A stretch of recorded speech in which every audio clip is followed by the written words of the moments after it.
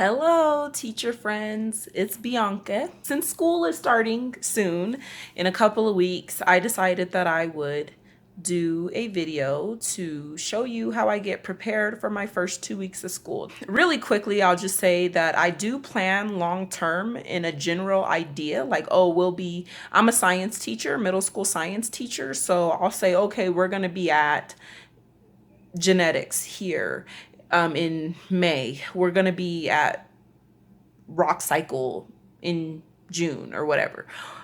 Those aren't the real days that I get to those units, but I just plan out my units, but then I really plan out like kind of weeks ahead because I change my mind a lot. It depends on the kids, how fast we're going. There's just a lot of variables in teaching. So I've learned that it's better for me as a teacher to just plan kind of weeks in advance instead of plan out the whole year all at once. Now, I do, like I said, I plan out the unit. I know what I'm doing up until Christmas. And then from Christmas, I plan out the rest of the year.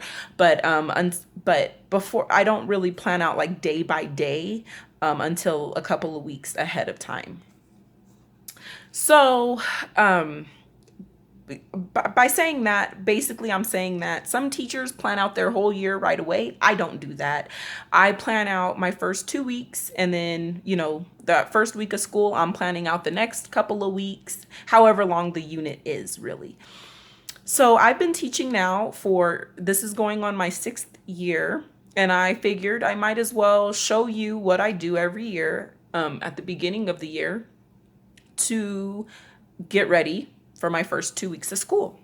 I have my little notebook here to keep me organized because I am super forgetful. So if you're wondering why I make a ton of lists or I write everything down, I'm just really forgetful. And if I don't write it, I'll forget it. So getting ready for school. Number one, I look at the classroom. Now, my first year of teaching, I went in and a couple of weeks ahead of school and set up and all of that. Now that I'm a kind of not a veteran, but just I've been doing this a while. I don't go into the classroom until I absolutely have to. So I haven't seen my classroom yet, haven't been by my school, but I will be going by tomorrow, which is our new teacher orientation. And they have us going by our classrooms after our meetings and stuff. So that's nice. So I'm going to be going there, taking some boxes.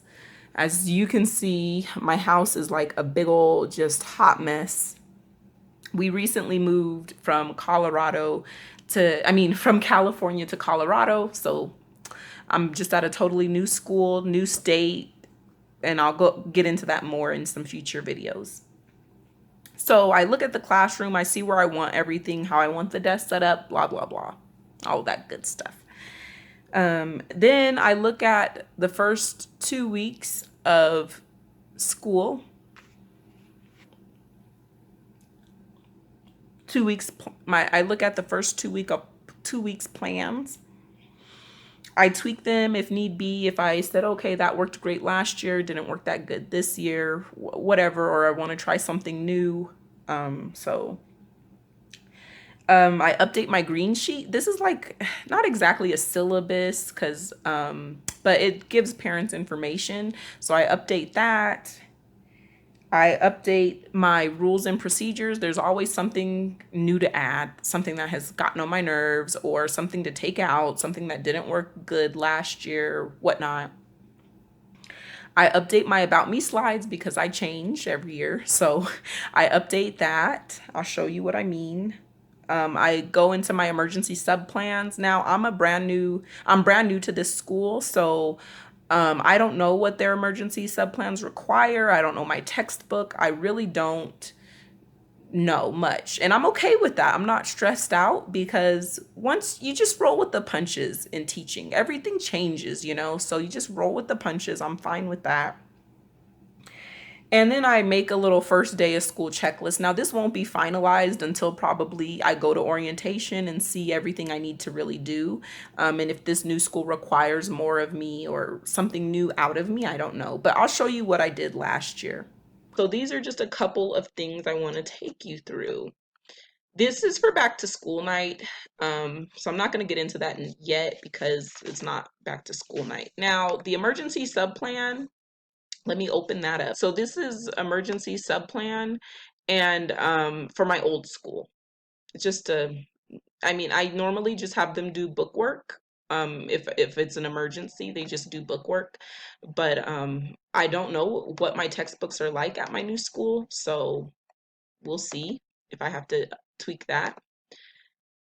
This is my little checklist that I personally make. So I have a checklist of things like, oh, first weeks of school plans, but then this is like nitty gritty. Did you do da da da da da da, so did I plan out how my classroom is arranged? Did I pick where I want my turn-in bins and where do I want kids to just pass work forward because I'm going to put that in my rules and procedures? Did I put up my posters to, set up my Google Classroom and just all this stuff? Did I print out papers? So this keeps me on track. This is the green sheet example. So you just have like a little note to parents, what materials they might need, grades, how I grade things, food policy, which is never ever any food. And then just our school motto, respectful, responsible, safe, the consequences, or I just put it as classroom management is the best way to word that. And then communication and whatnot. So let me know if you guys need a template for this. And then I have a little donations list of what parents can donate if they want prior to back to school night. And they do get some extra credit if your school allows extra credit. Here's the nitty gritty 2-week plans. The first day is really just a get to know you type of a day and teaching kids how to take Cornell notes. So yes, I do teach on the first day, but it's so much fun. The kids don't even realize that I'm teaching them because I do basically intro to me. That's when I do my about me slides, and then I do a little index card activity. I will be posting that activity up on Teacher Pay Teachers if you're interested. It's not going to be expensive because it's just a really quick but fun activity, and I use it for the rest of the year. My old school did PBIS, which is Positive Behavior Intervention System or something like that. And so the second day was just set on PBIS, and then I get into rules and procedures. The first day of school, don't really get into my rules and procedures. The kids are nervous and whatnot, and every other teacher is doing rules and procedure. So I normally do my index card and about me and kind of have some fun with them and break the ice. Then get into a room scavenger hunt where so they don't have to ask me where stuff is because they know. In fact, I'll tell them if they try and ask me, I'll be like, remember yesterday we did the scavenger hunt? You should know where everything is in the room. And then we do a little lab coat activity. I forgot where I got that lab coat. It might have been on Teacher Pay Teacher. I might have paid for it and it was so worth it. I've used it for about 3 years now and I love it. I love it. While I'm going through rules and procedures, the kids are taking notes and they're writing their own little quiz. And then I basically pick a quiz. The winner gets 100%, and then the class takes that kid's quiz on rules and procedures. So that is what happens on normally Friday, but whenever we decide to take that quiz. And then my school normally did like a little assembly, like welcome back assembly and going over rules and procedures. I have no clue what my new school does. So yeah, I'm gonna have to tweak this just depending on what my new school does. The kids would finish up their lab coat, and then if we had extra time, it's always fun to practice listening skills and get them better at listening. I can also talk about observations and inferences. So there's a lot I could do. I just keep certain things on the side, like backup plans. It's better to have too much planned than too little. Going into my second week, I talk about the importance of science, and they pick one interest and research how it relates to science. So they can pick basketball. How does it relate to science? And last year, I did this really cool thing where I recorded their voice and their little slide. We were one-to-one with technology, so I recorded their voice and their slide, and I played it for the class. And it was really cool to see. So I'll show you kind of what I did with that. If you guys have questions, you can let me know. Um,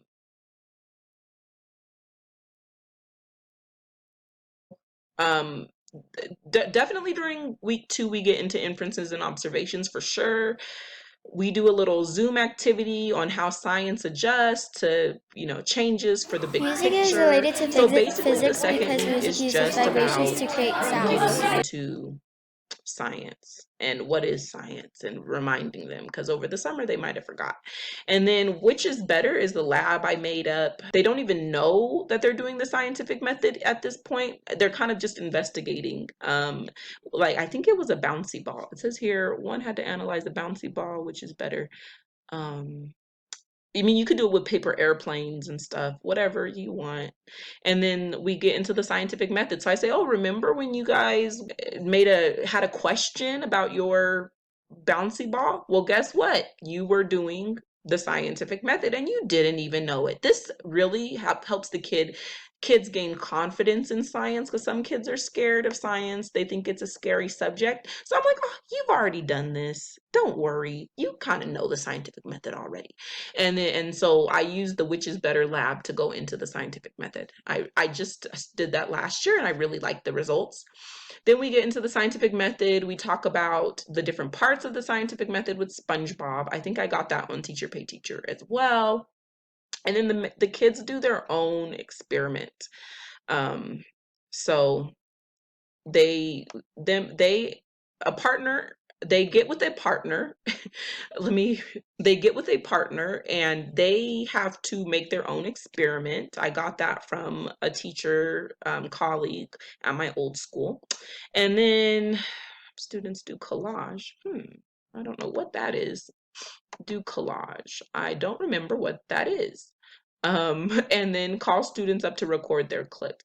Oh, this is when they were, and this is why I write everything down. That was their slide that they did about whatever interest they had with science. So they finished that up for the next 2 days. And then that's pretty much it. And then we get into the metric system, because I feel like it's very important to still teach the metric system. Okay, so those are my first 2 weeks. Let's see if there's anything else I wanted to show you guys.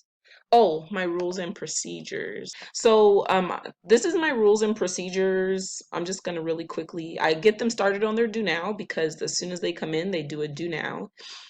And we begin rules and procedures. And they have to think critically. What do you think an opportunity log? Why do you think the opportunity log is called? I think that's for day 2, because I never finished this in one day. That's right. Yes. So this is day 1. A time you enjoyed science. I call on like 3 people and they tell me. And then day 2 is, why do you think the opportunity log is called? Why do you think I need to update that? I might as well do that now. Anyway, so I have like little videos in my slides, my rules and procedures slide, just to make it fun, because this is boring and it's a lot of talking. It's a lot of me talking. And then I have pictures of my actual classroom, or yeah, so I'll have to retake these pictures again. The great thing about if you stay in your classroom for multiple years is you can just, honestly, you're good to go if you're happy with your rules and procedures. And I do click through every slide just to see if everything is correct. So obviously I'm gonna have to change a lot on here. I'm gonna have to change my pictures, gonna have to change my room number, where the red backpack is, and all of that great stuff. So that's my rules and procedures. On the first day though, I talk about me, and I used to do this as a Prezi, but Prezi has been giving me problems for the last couple of years. Unfortunately, I can't use this slide anymore because the kids won't have any connection to it. I grew up in the area that I used to teach in, and I actually went to the middle school that I taught in. So the kids knew, and I was able to make a connection that way. And I'm not able to make that connection anymore. But I can still talk about some sports I did in middle school where I went to college. I got a scholarship. Things I've done, new goals that I have, languages that I speak, random things I love, family and friends. And there's no words during this. They have to listen and take notes. So they're listening and taking little Cornell notes. This is on the first day of school. I have them do this along with the index card activity. Thanks for watching. That pretty much sums up what I do to get ready for this brand new school year in my first 2 weeks.